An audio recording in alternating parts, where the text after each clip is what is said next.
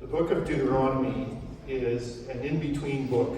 For those who are visitors this morning, there's a Latin term called the liminal space. And it's the threshold space in the doorway between two rooms. And neither room are in between. And so you can't live in this space, but sometimes have to walk through it in order to get into the next phase of life. At some point, you'll need to make a decision as to which room you're going to live in. The book of Deuteronomy is a liminal book. It's written for people no longer in the desert, but not yet in the promised land. And in this liminal space is where a lot of transitions and changes take place. Because what was perfect in one room may not be perfect in another. And one of the changes that takes place in Deuteronomy is a change of leadership from Moses to Joshua. And one of the major changes is they move from a place when they were all gathered around the tabernacle that was moving around, was probably about 5 square miles, to one that is most of west central Saskatchewan when they were to move into the promised land. So as the move from Moses to Joshua, it's likely that as Moses was leading the people, he was used to more centralized space and leading them in that way. And when they moved to the promised land, way more spread out, the people would less identify with Moses, who they could see when they were only within a few miles, versus Joshua, who they may see once a year. And they more clearly identified with their tribal leaders. And so in Deuteronomy 3:28, God tells Moses this: to commission Joshua, to encourage and strengthen him, for he will lead this people across and cause them to inherit the land that you will see. So how does this transition happen? How is Joshua encouraged and strengthened? How does he learn to lead in a godly way effectively? As I began to study this passage, one question that I've been asked over and over again came to the forefront. How do we mentor others? So this morning is intended to be an illustrated guide to answering that question. It is a question that's confronted by each generation and modeled by Jesus and Moses as they transfer ownership of their shared venture to the next generation. How do we transition from one generation to the next? Now, as I further considered this question, I decided to ask the next generation 2 questions. In order to help you lead, what do you need from the older generation? And how do you want them to walk alongside you? Over the past 6 weeks, I've asked about 40 people between 16 and 41 these 2 questions, and received about 25 responses. As I walked through the process of gathering these, seeking to understand and then present them, it was important to me that I not only do it in a way that presents the information accurately, but also models it in the process. And so what happened is I went and gathered statements from these people, and what was neat is it ended up with about 30 principles or phrases. It was almost like this dance between the elder and the younger as they moved together. And I didn't want to just kind of read out these 30 principles. And I've shared before about a Mueller's list, about George Mueller and how he put himself in a position where God where he didn't ask anybody else for things, just present things to God and waited for him to fulfill that. And that's what happened in this. I woke up at 6 o'clock last Thursday morning and I had it. The whole thing was right there. Came to church and just started typing like mad because I was helping Logan with silaging that later that morning, and so I needed to get it all out of my head before then. But what ended up was a drama that would be illustrating the principles. I'm indebted to McKinley for her help. What she did is she went through the data responses I was getting and the principles that came from them, just to make sure that I was not putting my own words into what was there, and it was accurately reflecting what was there.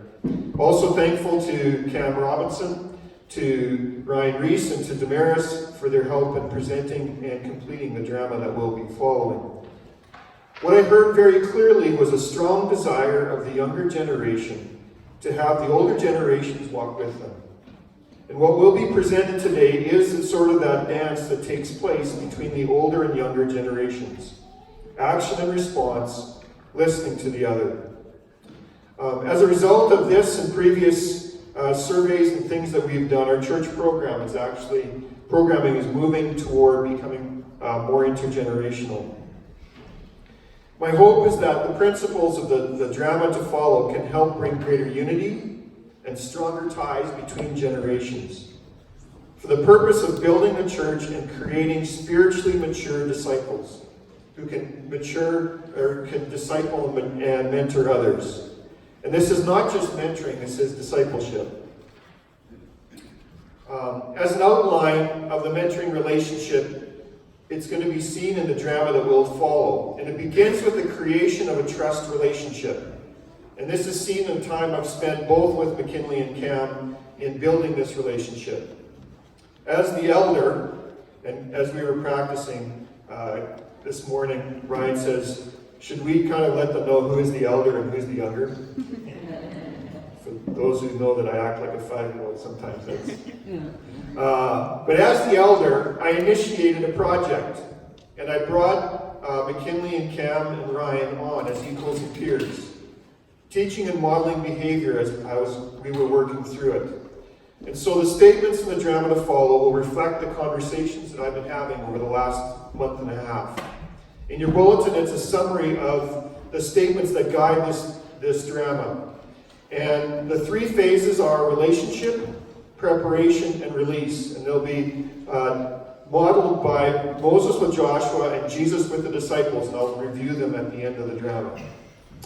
As well, at the end of this, I'm going to be opening the floor for questions, observations, and comments.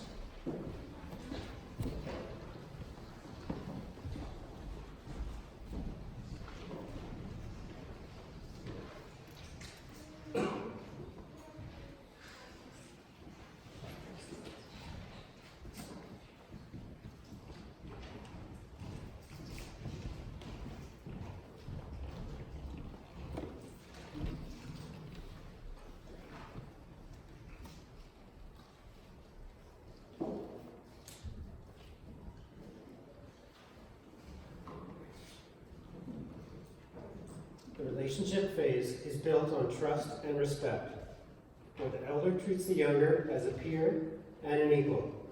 When the elder is transparent about both the struggles and triumphs of life, it builds trust in the younger. The younger craves a relationship with the elder, but is unsure how to go about building it.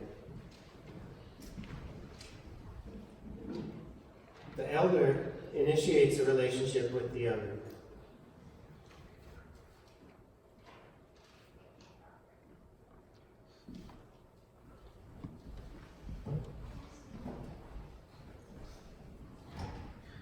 The younger listens as the elder shares struggles, victories, and his own experiences. The elder listens as the younger shares, gathering face-to-face in conversation.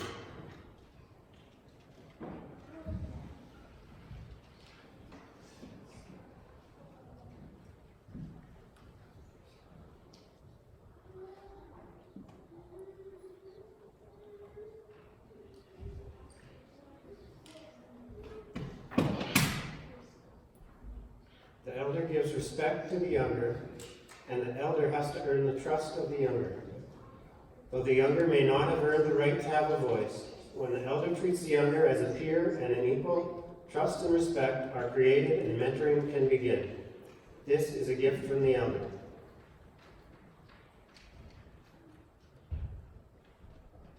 If the younger does not trust the elder or is not respected by the elder, the drama cannot continue.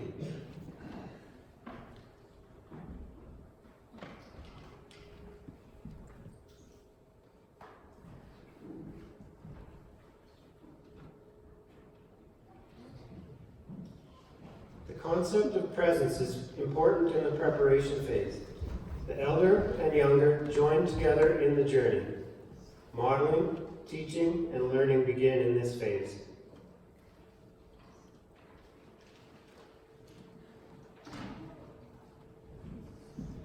The elder joins the activities of the younger, gaining an understanding of what they are like and what is important to them. The elder is listening and understanding the perspective of the younger.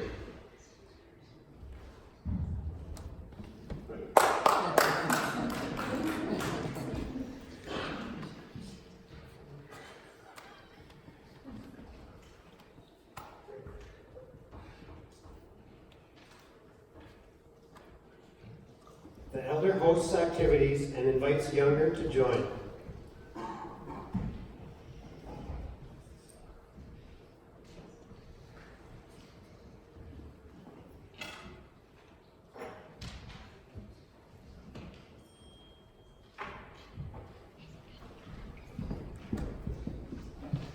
The younger observes elder in various scenarios as they model a Christian walk and leadership. The younger sees both the mistakes and the victories of the elder, picking and choosing which ones work or fit.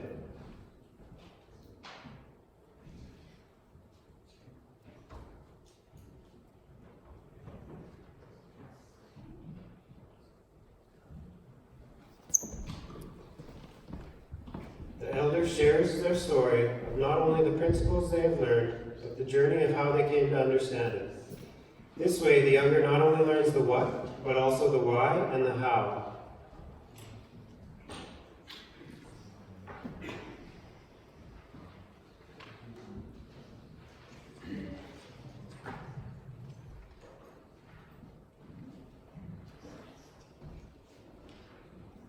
The elder provides the younger with challenges and opportunities.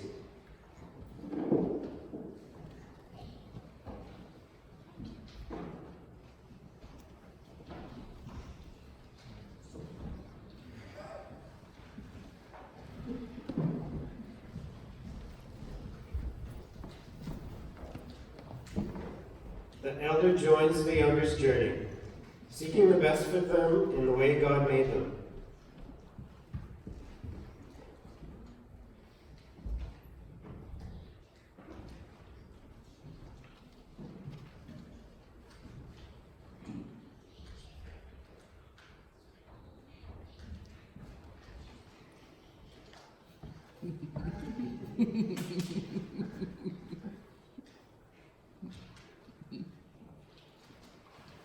The elder asks where they can help younger.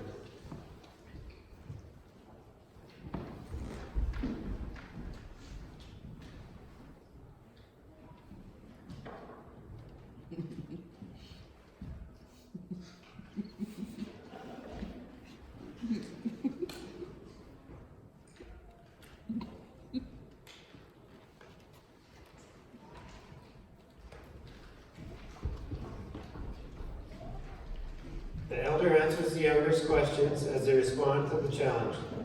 They prepare and equip the younger so they can lead the next generation. This happens through encouragement, affirmation, critique, and the setting of goals appropriate for the younger's journey of being who God created them to be. The elder learns from the younger about new ideas or approaches.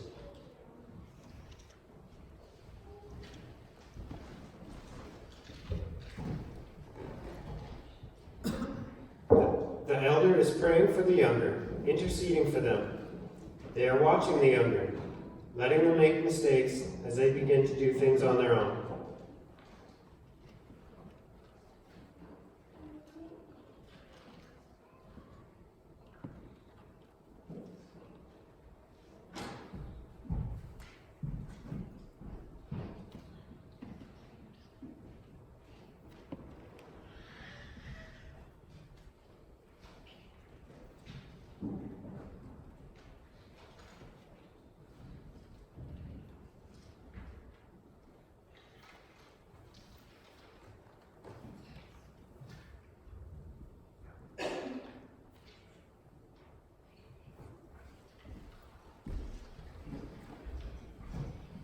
The elder checks in with the younger, listening and making suggestions. The younger listens, confident that the elder is firmly in his corner, as the elder responds to mistakes with a mix of gentleness, flexibility, and patience, as well as firmness and high expectations.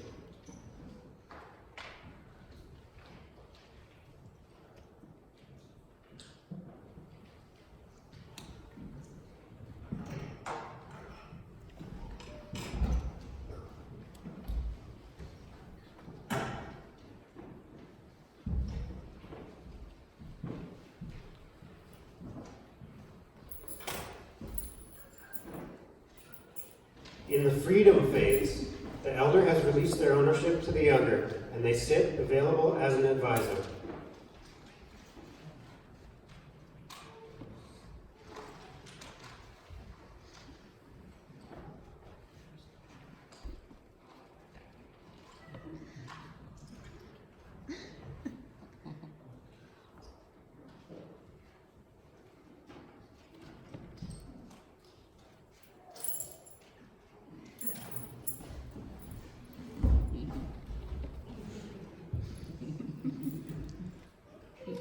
Letting go is a near universal difficulty for all of us. Although there is generally only good intentions involved in holding on, it can cause difficulty.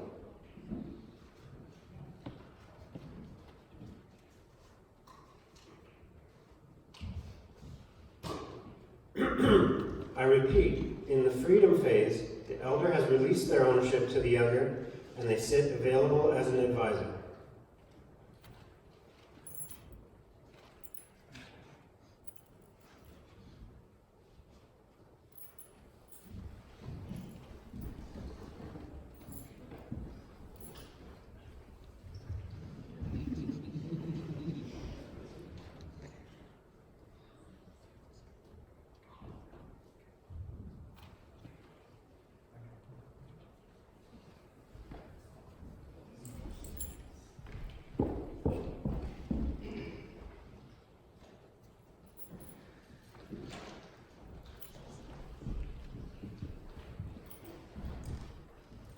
The elder steps aside, allowing the younger to run with their own ideas and vision.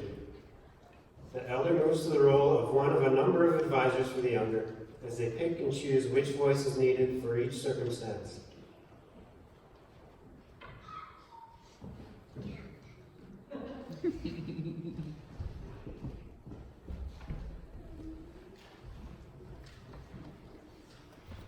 The elder listens to the younger and is open to trying new things and to change. The elder affirms and encourages the younger, but also holds them accountable to a combination of the principles learned from the elder and the journey and values of the younger.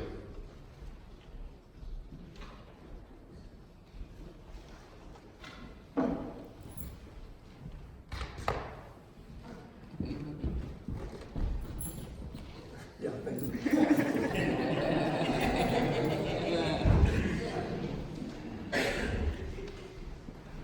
You might have to fight with Zach over the mini.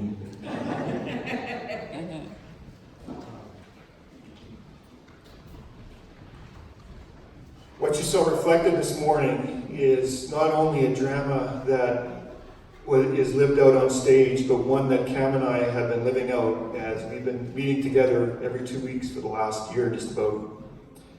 There has been significant personal investment and intentionality for both of us as we've walked together.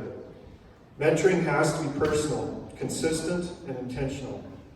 The 3 phases, the building of relationship, and we see this in the life of Moses and Joshua as they spend decades working together. In fact, one of the stories we see where God meets with Moses in the tent, and one of almost a throwaway line in the description of that is a line where it says, "And Joshua stayed in the tent." He was with Moses in the tent as God was visiting with him and spent a lot of time together. The second part is the preparation phase. We see this in the responsibilities that Joshua was given under the leadership of Moses. One example of this is where he is the general of the army. And in Exodus 17, it tells the story of the Amalekites where Moses is lifting his arms and they're winning, and then when his arms fall, they're losing. Well, Joshua was the general who was leading the army that was fighting at that time. The third is releasing the next generation to lead, and the difficulty of letting go is seen in Moses' resistance to God and his reluctance when he wanted to lead the people into the promised land. Responsibility is given to Joshua, even though he didn't feel confident or ready to take it on. Jesus and the disciples follow the same pattern. The building of relationship, 3 years of walking together. Preparation for ministry as he releases the 12 and the 72. And then releasing the keys in his ascension to heaven. And we see in this how it's almost built in our DNA, even in parenting, about relationship, preparation, and then release. There's a lot of intentionality in the things that we're doing today, and I just want to open it up if you have questions or observations or clarification that you would like on some of the things that you observed.